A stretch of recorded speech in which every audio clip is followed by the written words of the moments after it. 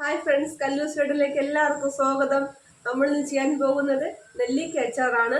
വളരെ പെട്ടെന്ന് ചെയ്യാവുന്ന രീതിക്കാണ് ചെയ്യാൻ പോകുന്നത്. ഇതിലോട്ട് നമുക്ക് ആവശ്യത്തിന് മുളക് പൊടി ചേർത്ത് കൊടുക്കാം.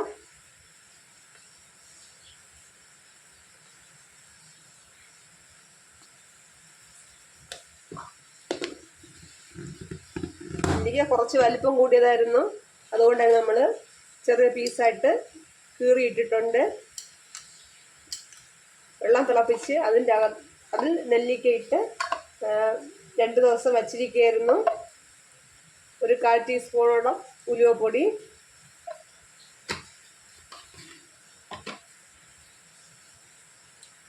ആവശ്യത്തിന് കായം ചേർത്ത് കൊടുക്കാം.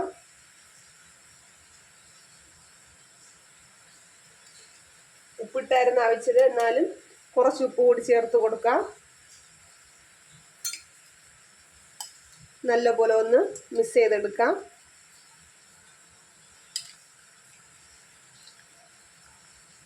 നമ്മൾ എല്ലാം കൂടി നല്ലപോലെ തന്നെ മിക്സാക്കി എടുത്തിട്ടുണ്ട്. ഇനി കടുക് വറക്കാം. നല്ല ചീനിച്ചട്ടി ചൂടായിട്ടുണ്ട്. അതിലോട്ട് ഓയിൽ ഒഴിച്ചു കൊടുക്കാം.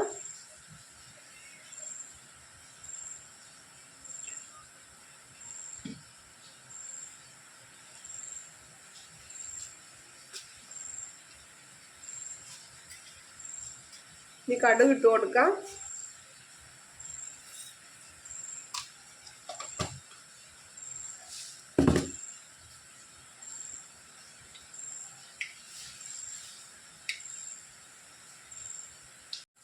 കടുകൊക്കെ പൊട്ടിയിട്ടുണ്ട്. ഇതിലോട്ട് ഒരു പച്ചമുളക് ഇട്ട് കൊടുക്കാം. കുറച്ച് കരിവേപ്പില ഇട്ട് കൊടുക്കാം. നമ്മൾ തയ്യാറാക്കി വെച്ചിരിക്കുന്ന നെല്ലിക്ക അച്ചാർ കടുക് വറുത്തെടുക്കാം.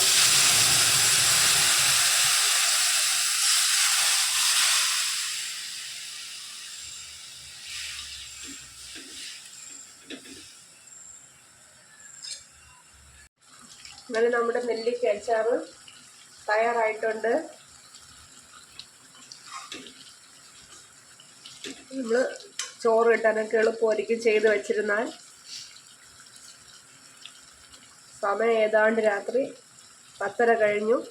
നാളത്തേക്ക് വേണ്ടി ചെയ്ത് വെച്ചതാണ്. ഇന്നലെ തണുത്തതിന് ശേഷമേ മറ്റൊരു പാത്രത്തിലോട്ട് മാറ്റുന്നുള്ളൂ.